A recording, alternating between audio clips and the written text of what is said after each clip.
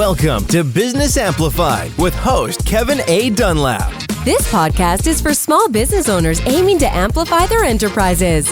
Explore strategies to play a bigger game by becoming an author, public speaker, podcast host, or expanding your brand in other ways. Elevate your business on Business Amplified. Good morning, everybody. This is Kevin Dunn with Business Amplified, and again, thank you for being for listening to our show today. Today, we're going to have a guest. He was a referral from one of our earlier shows from a gentleman by the name of Sean Douglas. So go ahead and definitely listen to his show as well. But today we have a John. I'm going to try to pronounce his last name. It's John Renken.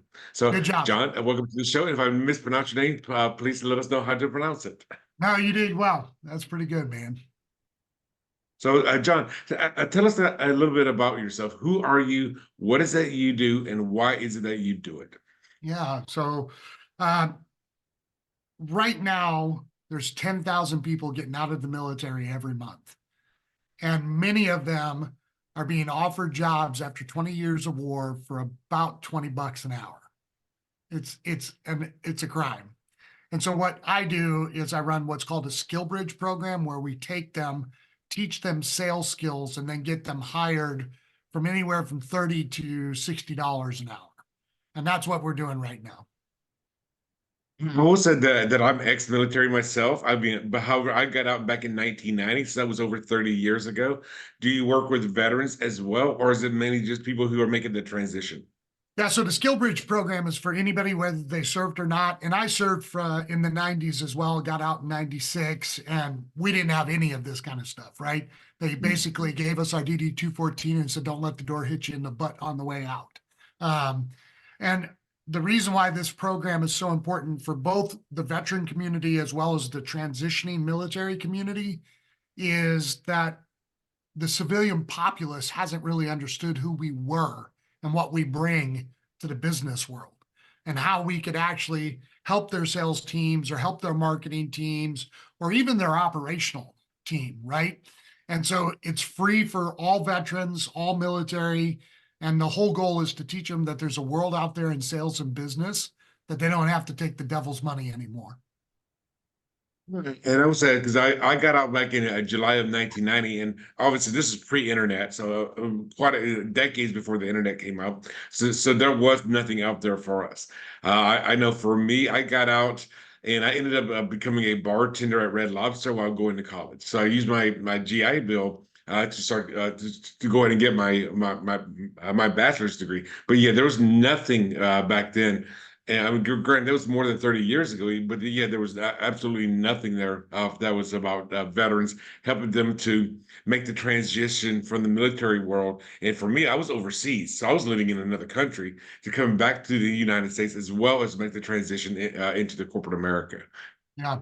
So a funny story, when I got out, they did this resume class, which they just basically told us to take all of our military stuff and put it in a line item format. It was horrible.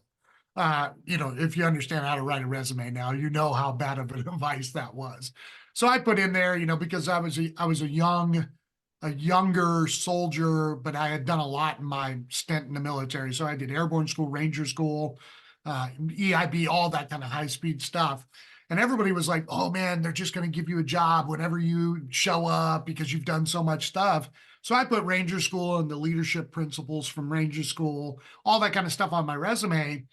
And it was at my first job interview where I realized nobody knew what the hell they were talking about. So the employer is looking at my resume and he's like, oh man, this is great. He's, talking, and he goes, so what forest were you in? And I was like, what? He goes, what forest did you serve in? It says you're a ranger. I was like, no, I was an airborne ranger, like military. He goes, oh, you weren't a park ranger? And it was at that point I was like, holy shit, nobody in the military knows what they're talking about when it comes to coming into the civilian world. I mean, this guy didn't even know. And I've seen that quite frequently, not only that, but also in the federal government. because the military, as well as the federal government, loves to create these acronyms. I mean, they're all about the acronyms. And the thing is, if you have not experienced that yourself, then yeah, you have no idea. The No, civilian populace has no idea when a federal or a military person gets out what they're talking about because they cannot relate to it. They have no yeah. So idea. Now, if on a slim chance that maybe they were a previous military person, or if they were a previous spouse or child of a military person, or they were actually a federal themselves, then maybe they have a little bit of an understanding. But yeah, making that this is called a translation. It's like because it is like a foreign language. Making that translation to the civilian population can be very difficult and challenging. yeah, so what's really made this easier for us as a tribe of people is ChatGPT and all the AI movement. We literally Yes. teach these kids now how to upload what they've done in the military, their military resume, their military stack, and then send that into ChatGPT with, hey, I'm going into uh, finance, Kevin, right? So I'm going to tell ChatGPT, take everything I've done in the military. Here it is. Know that I'm going to work for Kevin at financial institution A. Rewrite my resume and tell me what I should be telling Kevin out of my military experience in Kevin's language. And it does it in like 5 minutes. Oh, yes. Oddly enough, I was just having a conversation with a friend of mine, an ex-girlfriend of mine, actually, and we dated back in 1999 or 98 going into 99. So it's right before the Y2K crunch, and she's a federal employee in the law enforcement arena, Oh, and okay. she was talking about making a transition to another organization that was also in law enforcement.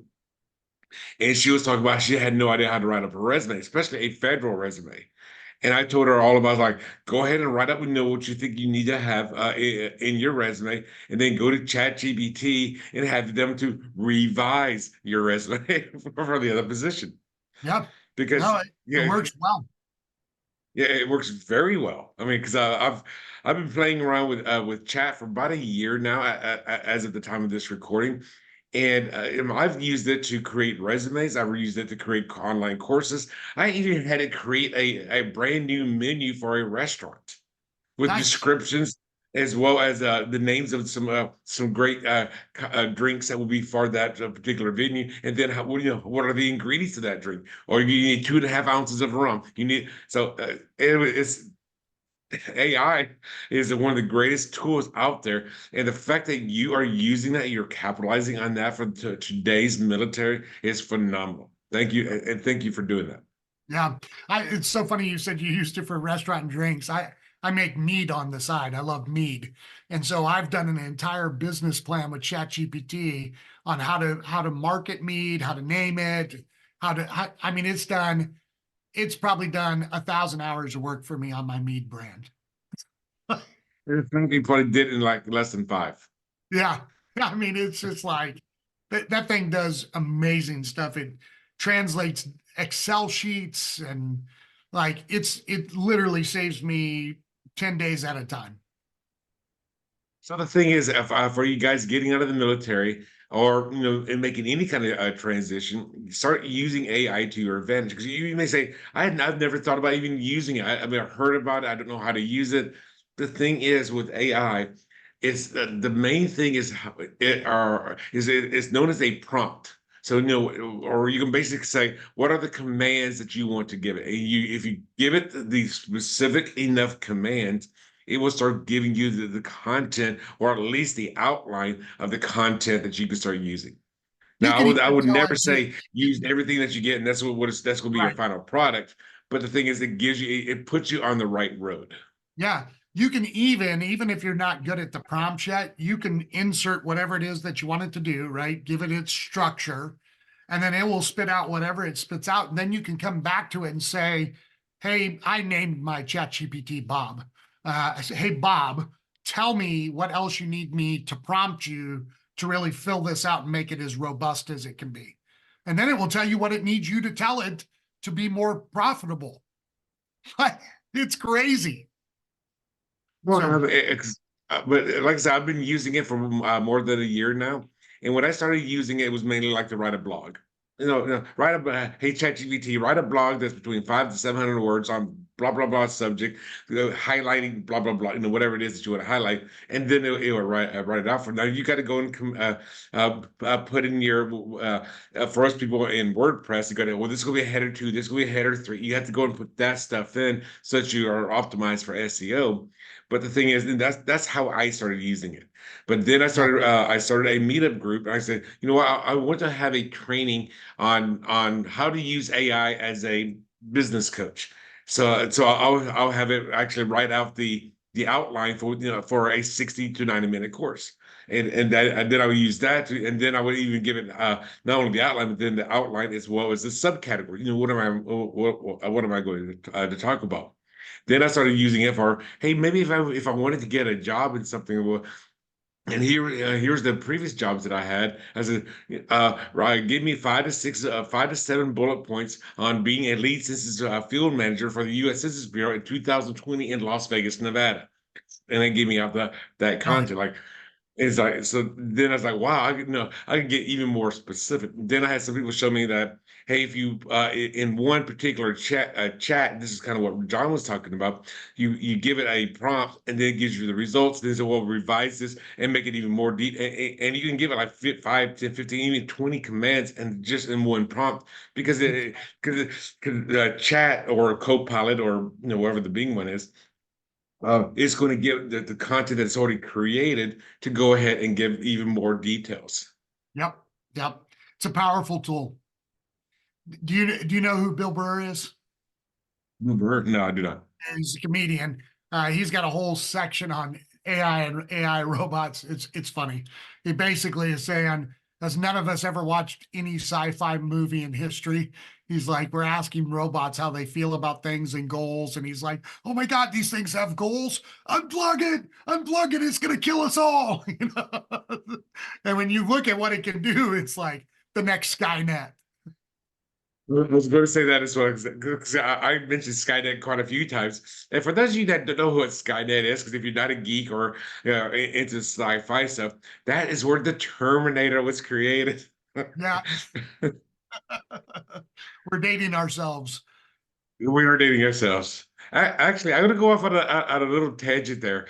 In the first Terminator movie, with Arnold Schwarzenegger, that when Sarah Connor, when they call it, and the answer machine picked up, for Sarah Connor and made the joke, then this is not me, this is just an answer machine. That was the first time an answer machine was ever filmed on camera. Really? I didn't know that. Yes.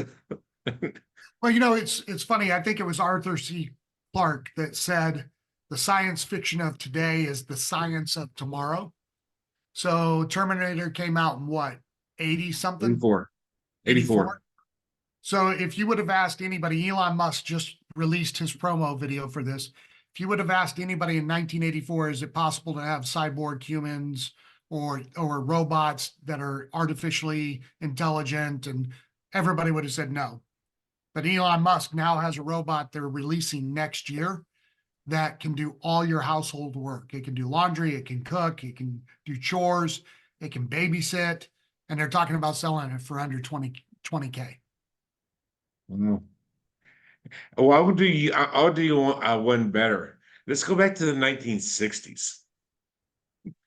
Okay, so we're going to go back 20 years before that, and there was this TV series called Star Trek. Yeah. So how much stuff did you see in the original series with Leonard Nimoy or Bill Shatner, which where they were talking on their communicators, which we now call cell phones. They have these remote scanning devices, which we now have. So the thing is, science technology is just a vision of our actual future. So. So John, tell us a little bit about your business as well as what got you so excited about helping veterans. So first of all, I'm a veteran, right? And I'll Right. tell you, So I got out in 1996, and then I went to college, moved back to Fort Campbell, Kentucky, started working for Special Forces, was doing all their combatives and stuff like that because I was an MMA fighter. And I did that from 2000 to 2020 until COVID hit.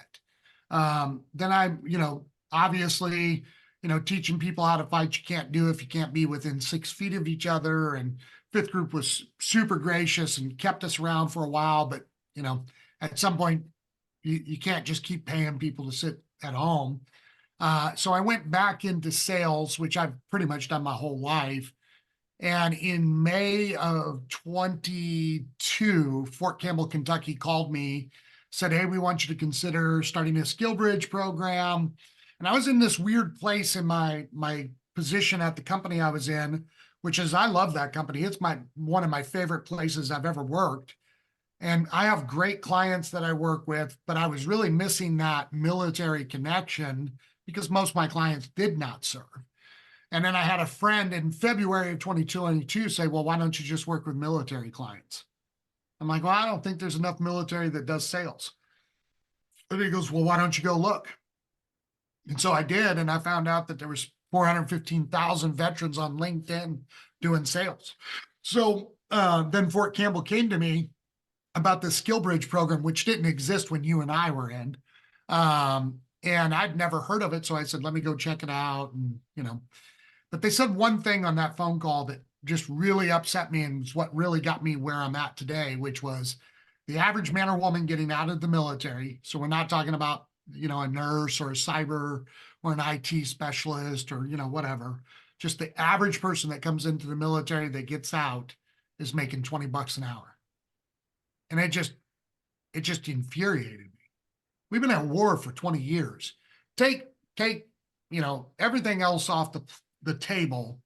The lessons in leadership and stress management and conflict management from 20 years of fighting a war is worth more than $20 an hour. It doesn't matter what field it is. Right. And, and that really upset me. But then when I saw what it took to become a Skill Bridge program, I came back to him and I was like, there's no way in hell.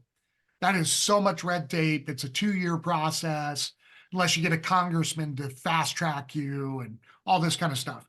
I said, but I'll network somebody in, I'll bring them in. And that's actually how I got started where I'm at today. Okay. Well, I know when I went in as an E3 into the Navy. And I went in, and what at that time was one of the most prestigious parts of going into the military was in the nuclear power program. Now, I did not finish the nuclear power program. However, I did become an E4 on my first ship and then E5 on my second ship. So within 3 years of entering the Navy, I was already an E5. Yep. And that's pretty quick. I mean, I was probably one of the youngest E5s on my ship because I started off as an E3 and got promoted the first times. And I was actually going out for E6 when I got out. Yeah. So, but for me, my skill set, I mean, I worked in on my first ship in the engine room. I was a machinist mate. And my second ship, I worked in what they call A gang or air conditioning and refrigeration. So I was responsible for all the, making sure all the mess decks all had the freezers were all working. I worked on the chill water pumps so that the people in combat had, they could cool off their computers and stuff like that. And that's what I went in. When I got out, I felt, I wanted to go to college, but I felt like, there was nothing there for me to aid me. That's why I became a bartender. And even to this day, I still, here it is 30 years or more later since I got out. And I still feel in many cases, there's not much out there for veterans. There really isn't. And, so here, a lot of people don't even understand this portion of it. So a veteran, whether they're white, black, Asian, whatever, is a minority protected class. And many companies are actually in violation of the labor laws because they're supposed to be hiring a certain percentage of veterans. But where do we hear about that? Right? We don't hear about it. Now, in the Vietnam era, I was just talking with a gentleman yesterday, and he talked about how difficult it was when he got out. He was a Marine when he got out because of the culture towards the Vietnam War. Today, we have a culture that's very supportive of the military. Left or right, it doesn't matter. Most people, at least verbally, are supportive of the military, but we're not seeing that in the employment sector. And I think it's a lot because of education and resources. And also, a lot of the military. I watch any news show. It doesn't matter, if you're watching left wing or right wing. But at some point in time, there's going to be a veteran commercial come on. Like, hey, are you? Did you suffer from Agent Orange? Were you at Camp Lejeune? Were you? Yeah, right. And all the stuff that a lot of the military people are subject to. That is the regular civilian populace is not, unless you're maybe the spouse of the military that they that no you're saying about being at war, but they are putting their lives on the line. Yep. I mean, I remember when I was 19 years old, and we were escorting the tankers, the oil tankers, into the Persian Gulf. And I remember I was in the engine room. This was the scariest day of my life. I was probably 19 years old, and I was the one controlling the amount of steam going to our engines. So, I'm the one, saying how fast is it. The bridge is telling us, hey, go standard speed, and then I'll make the adjustments to the forward engine to do that. And then I'm now wearing headphones, and I'm there, with the bridge. I'm with the second engine room, and by the way, the propeller is right there. The shaft for the propeller is right there in front of me. I mean, the ship is going to my left because the propeller is going that way. But I know I'm looking at a throttle board, a board of gauges, and behind that board of gauges are our engines, our front engine and our back engine. And then I remember, I hear one of the lookouts through my headphones that I see something in the water. Now back then they were mining all the canals. They're trying to blow up the oil tankers, and this was between Iran and Iraq before the Gulf War. And then I get this signal where it goes full steam forward, full steam backwards, full steam forward, stop, which means stop right now, hit the brakes as hard as you can. Right. And I'm listening to this like, okay, I've got to turn on the aft engine while controlling the front engine. At that time we had 1,200 pounds steam. If we went down below 1,080 or went up to 1,320, that boiler would kick off. I have no more control over the engine. And so I'm hearing this, I've got to stop this ship of hundreds of people. And by the way, I'm below the water level. So if we hit a mine, there's about a one in two chance I'm going to be dead within a second. And I got to stop this ship. Yeah. So here I am, I'm closing the front engine, which is a poppet valve system. So, so you have to close it a lot faster. That the aft engine is just one poppet. So I'm opening that one up very slowly while also, while doing that. And I see that the other engine room is trying to do the same thing that I'm doing, because they were the aft engine room. Yeah. So they got a much shorter shaft, because our shaft goes through their room. So I'm in the forward part of the ship. They don't do that way anymore, do they? Because now it's all nuclear power. Well, the thing is, the engine room goes from port to starboard. So if you have a shaft, it's going to go through. If you got a 2 shaft or a 4 shaft, those shafts have to go through the aft engine rooms, because the propeller is on the back of the ship. That's all there is to it. And regardless if it's nuclear power or not, you still have to somebody that's going to be at least in control there, or at least trying to maintain. And I remember that, like, if I don't stop the ship now, we could be dead. And the chance of me being dead is like 1 in 3. Yeah, man, shoot, that's nutty. And again, this was a 19-year-old kid that was responsible for this entire ship to stop. Yeah, man. And but they don't. But somebody in the civilian populace is not going to really understand that. No, yeah, because life and death's hardly ever in their hands, hardly ever. But it is in ours, even at a young age. Even at a young age. I mean, any Army or Marine guy, I mean, they're going to be on the field. They're going to be in combat. The bullets are actually going over their heads. I was on a Navy ship. We don't have that. That was at least one of the things that I was fortunate about. But the thing is, we had our own, different things that we had to go through. Yeah, yeah. It makes for an interesting story in the civilian world, because many military don't know how to convert that experience with stress to business, and the civilian world surely doesn't know how to handle it. As a matter of fact, I've had them ask me numerous times, what's the chances that, this person's going to have a PTSD episode in the middle of the workplace? And I'm like, I don't think it works that way. No. So it's just kind of an interesting, again, after 20 years of war, we've got, I don't know what the number is, but we probably have somewhere between 1 and 2.5 million people that have been in Afghanistan or Iraq or Africa in combat, right? In some capacity, whether they were in the Navy or the Air Force or whatever. So. Yeah, right. And I mean, I'm not sure if it was Sean or somebody that came right around this time, but he was talking about being a first responder. Yeah. And it was, and then I remember, well, I was on the emergency crew in case there was in case there was a fire or something on the ship. That it was during that interview, that's like, oh my gosh, I was a first responder, Right. because I remember one time on my first ship. We will have drills. They're gonna go, okay, general quarters, all hands man your battle stations. Fire oil, lube oil leak in the #1 engine room. General quarters. This is a drill. That's how it would normally say.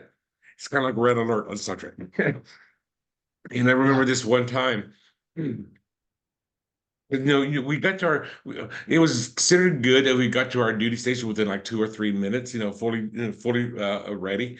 And I remember this one time I was just hanging out in the berthing area, which was for the engine room. It was on the back of the ship. And we said, we were general quarters. We have a lube oil leak in the or whatever, fuel oil leak in the #1 fire room. General quarters.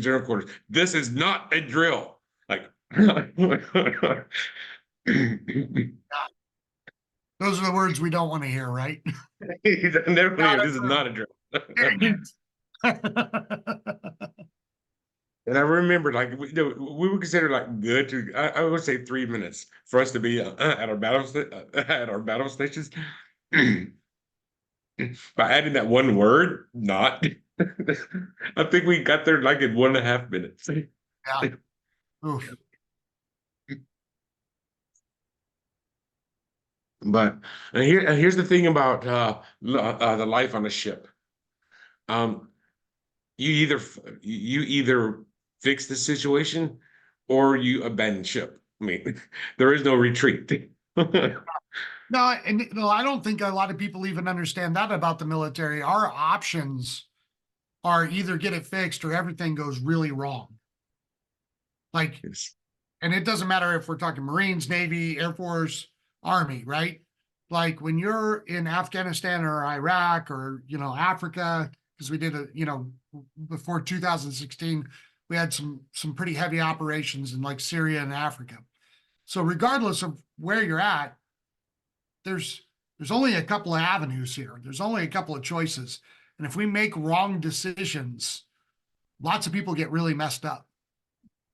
And that critical thinking under duress is such a valuable skill set in the business world. It is because you have to make good decisions while under pressure. Yep. I was just going to say, I tell everybody, well, at least nobody's shooting at you. Well, I don't know about this day and age, but anyway, I digress. Depends if you live in Chicago, maybe you're getting shot at. Or Detroit, or Or Detroit, California, or New York, So let me ask you this, because you've been doing this only for a small number of years. What have you seen has been some of your biggest challenges, and how did you overcome those challenges? Yeah, so our probably our two biggest challenges is that because the company's actually been around longer than I have. I took over the SkillBridge program from another gentleman, Raleigh Wilkins, who founded it. And then he passed away in July of 2022. the biggest challenge has been probably learning how to give away stuff that's super important, and you have to learn how to delegate and trust other people to do important stuff. Because when you're trying to grow a program, I can't be everywhere at once. And so that's been the biggest struggle, is balancing when to delegate, when to pay, when to do this, when to do that. And then the second is, which you'll get a kick out of this because you actually served, you know how inefficient the federal government is. There's no centralized place to go for information. And there's no centralized place to go to find the people that might be interested in you or the companies we're working with. So I have to go through a search every 3 months to find people who are interested in business and sales, because the federal government has no system to funnel them to programs like mine. So they came up with this miraculous idea, and it's a great idea. It's one of the few ideas, I think, that the federal government actually had an idea of what they were doing. But then they have no process for implementation. So it's like, oh my God. So even in their great decision making, it's super not efficient. So those have been some of the biggest struggles. Well, I can attest to what you're talking about. No offense to the VA, but that's Veterans Administration for those of you that don't know. So no offense to the VA. But yes, they sometimes they do put together programs. Sometimes in local areas. I know here in Raleigh, North Carolina, there are some stuff where they want to work with people, but their marketing making of telling people that this even exists is very, very, very lax. And then they often make it overly complicated. Always. And I tell people this, and the thing about the military or federal government is that it's a socialist society inside a capitalist society. So the federal government operates inside of itself as a socialist society. You're told where to be, what to do, how to think, what to eat, what to wear.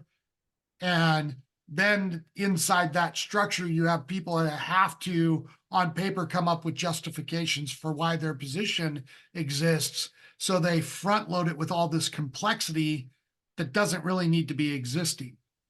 And you actually see this play out when you're like, dude, I outperform this dude every single freaking day. Why is he making the same amount of money I am? It's because it's a socialist society. And so instead of doing things the most profitable or the most efficient way, the federal government does things the socialist way, which is let's give everybody their shake. And it too many chiefs and not enough Indians, or I don't even know if we're allowed to say that anymore. Probably somebody get upset, but too many cooks, not enough eaters or whatever. Cool. Yeah, well, I definitely understand what you mean by that, because yes, I mean that is so true. But well, I'm not going to go down. I'm not going to go. We don't have enough time to go down that down that path. So, so John, if somebody wants to learn more about your program, you call it a skill bridge, correct? Yeah, yeah. So, if somebody wanted to learn more about you, where would they go and how would they find you? Do you have a landing page? You have a calendar appointment, a website? Could you share a little bit more about that?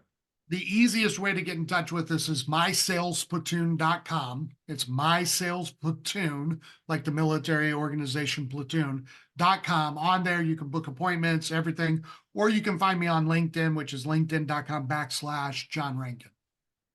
Okay, so go to linkedin.com/in/John Renken, was JOHNRENKEN, or and what was the other website with the word platoon in it? mysalesplatoon.com.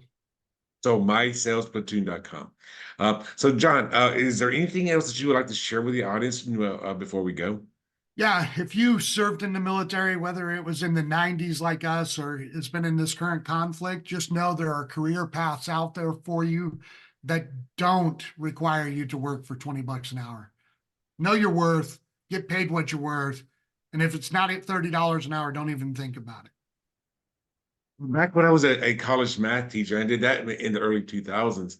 one of the things I realized right before I got hired, I had a phone interview. Says, okay, we're going to pay you 18. Okay, that sounds great. I hung up the phone, and then first I thought about 18,000 a year or $18 an hour. They weren't very clear on that.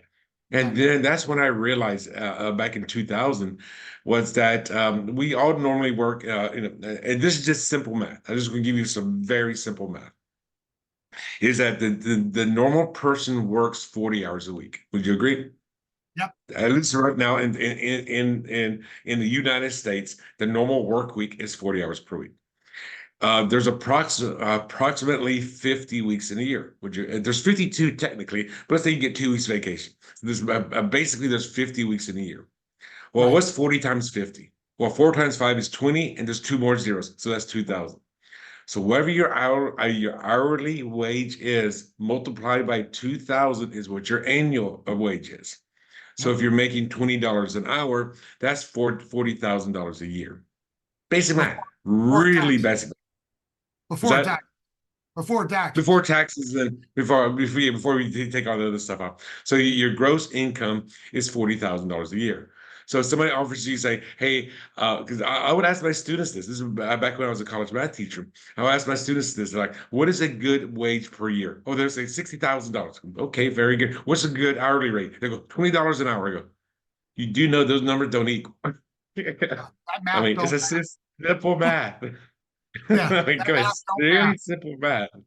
So if somebody's working $20 an hour, that the gross income is approximately $40,000 a year. Yes, it is a little bit higher because you got those extra 2 weeks. So my thing is, whenever you're out there job searching, especially if you're military, is what is your make sure that you understand the difference between an hourly income and an annual income. Yeah. It's just a 2,000 factor. Yep. Well, and I would say make sure you understand what your tax implications are, because at 40K, you're really only making 28 a year. Yes. So if you think that's a livable wage, like, we need to have a different conversation. So you definitely want to work with somebody with like John here, with SkillBridge. If you're transitioning out, if you're ex-military, if you're like myself, there's a veteran like John. He's a veteran as well, because we've been out for more than a year. So we've gone past that transition. But the thing is, if you know somebody who's looking to get out of the military, who's about to transition out, have them contact John. Because the thing is, if you're not being wise in your decision making, then the whole point is that the decisions that you're going to be making is going to probably be something that is not very conducive to what you're wanting to what you're wanting to gain. And I see John is probably agreeing with that. Yep, absolutely. So John, I do want to say thank you for being on the show today. Yeah, thanks for having me on. If you guys need anything, make sure you hit me up. So all that information is going to be down in our show notes. And guys, until next time, be amazing.